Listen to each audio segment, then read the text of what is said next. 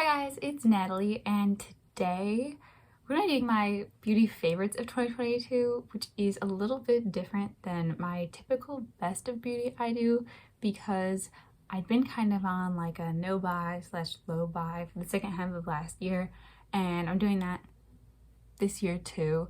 So it's more so about the makeup that I used a lot in 2022 and just really enjoyed, more of like inspiration to reach back into your makeup collections and use things that maybe you forgot about because they weren't as like new and exciting, but they're still just as good as everything else. So this is all the stuff that I used the most last year. I like doing these videos because it's fun to look back at all the things I was into at different points of the year, and it also re-inspires me to reach back into stuff that I stopped reaching for at some point in the year. So let's get into it. Funny enough, the first couple things I have to share are actually not makeup, but they are beauty, so I feel like it counts. This is the Kosas Sport Chemistry AHA Serum Deodorant in the scent Beachy Clean.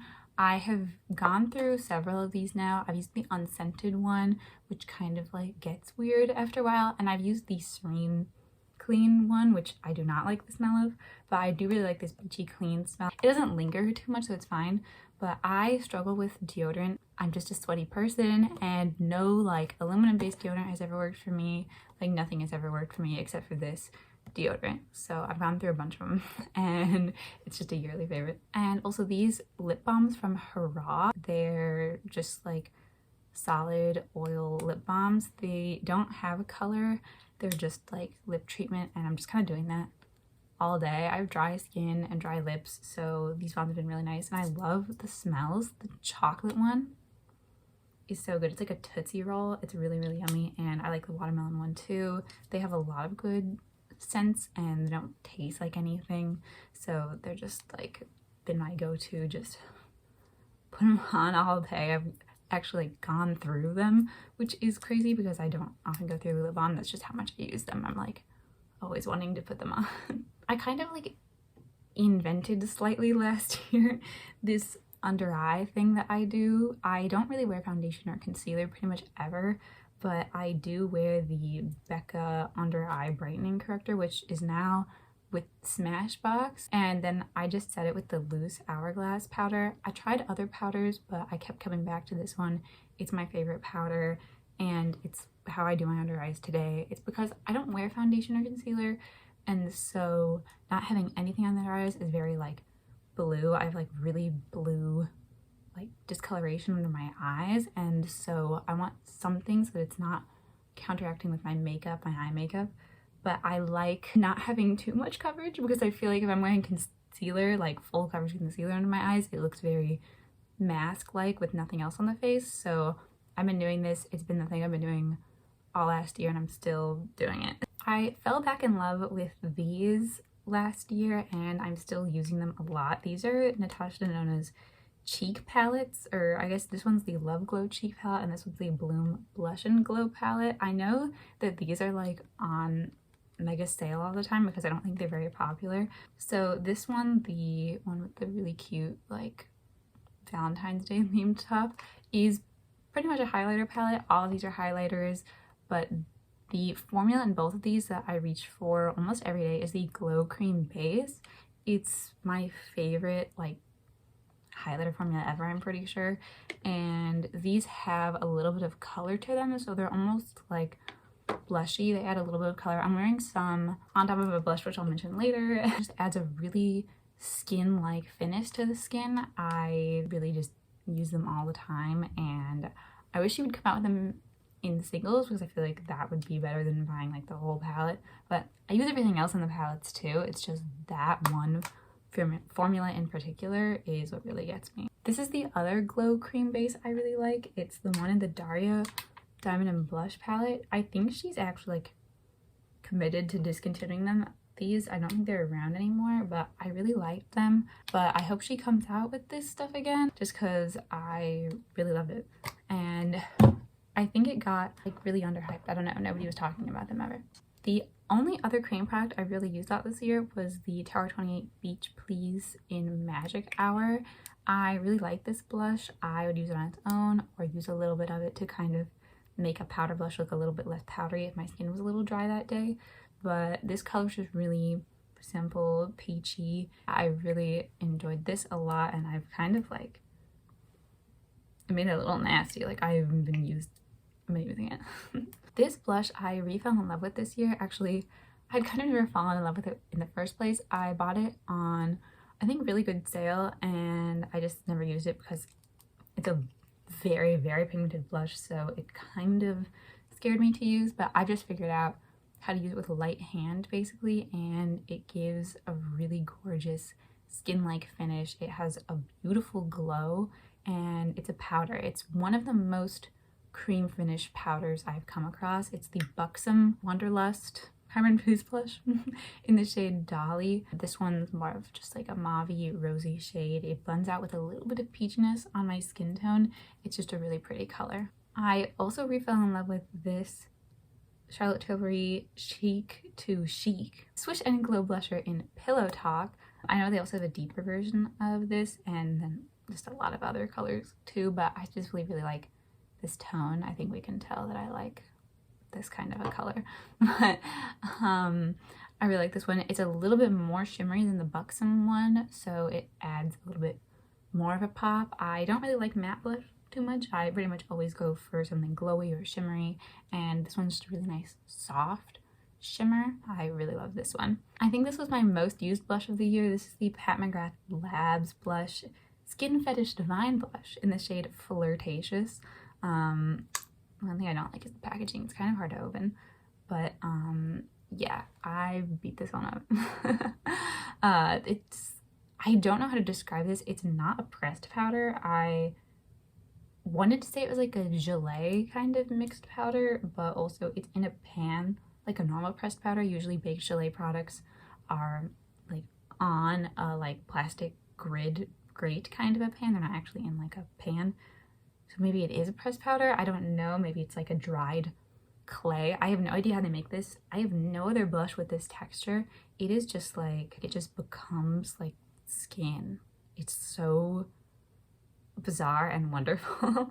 And this color, it's what I'm wearing today, and it just kind of goes with everything. It's one of those colors that's just really nice, and it's not too pale. I use this one a lot, and it just gives a really lovely skin finish. The other blush, I feel like this one is always mentioned. This is the Patrick Ta Double Take Cream and Powder Blush in Shiso LA. I think we can tell that I love this.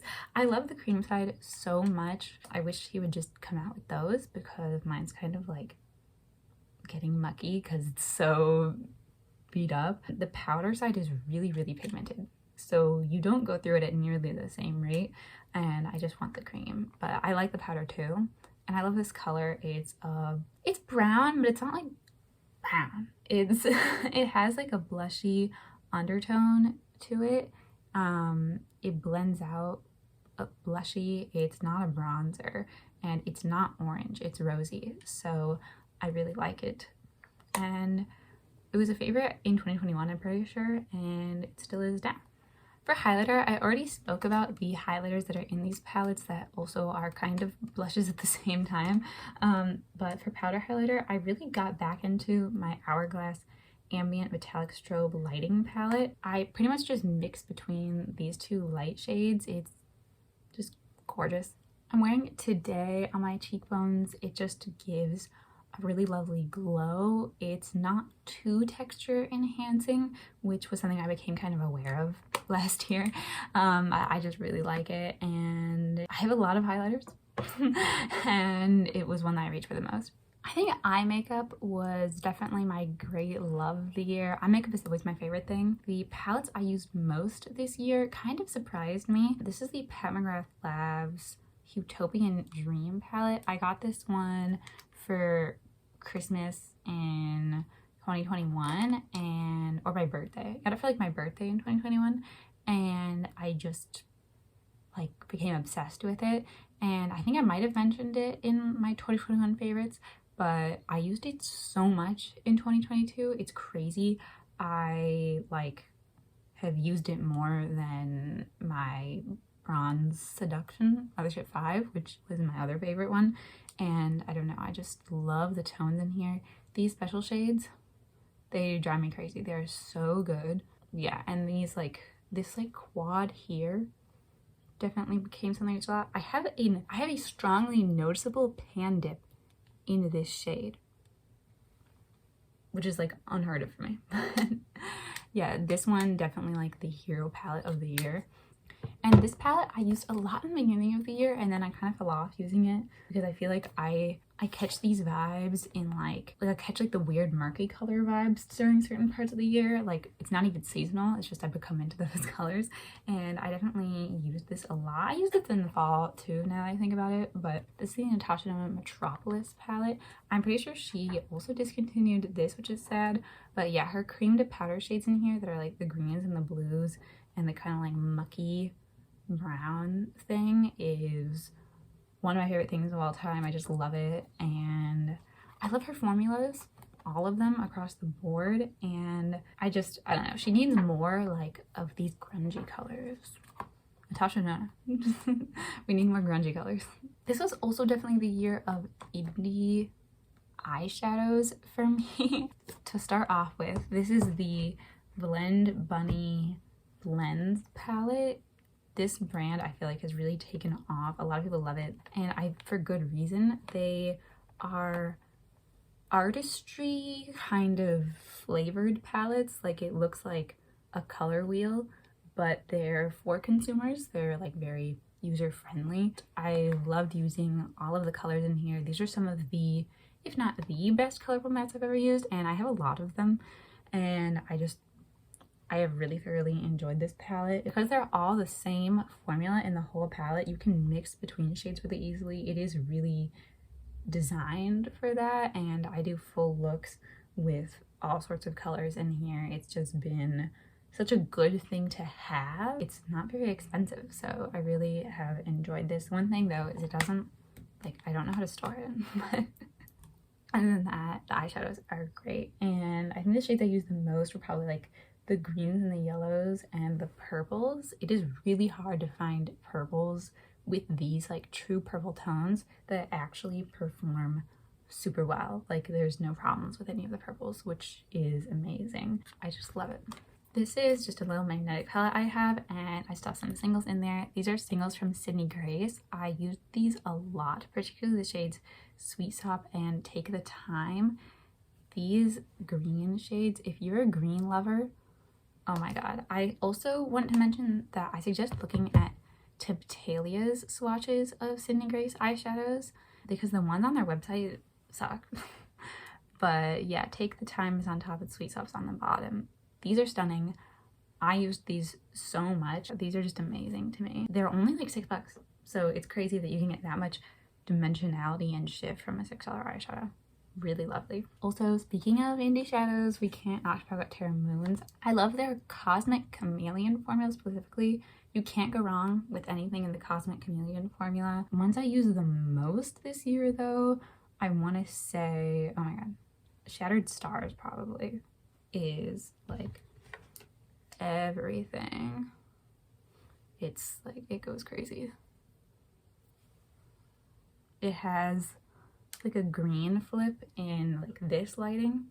In like sunlight, there's like a green shimmer is like the initial view, but then here it's like strong yellow gold. It's so beautiful, and it has like purple and blue. It's amazing. And also this one, I'm pretty sure this one's called Quasar, is also like another green one. It has this pink to yellow sparkle in it, like pink to gold shift.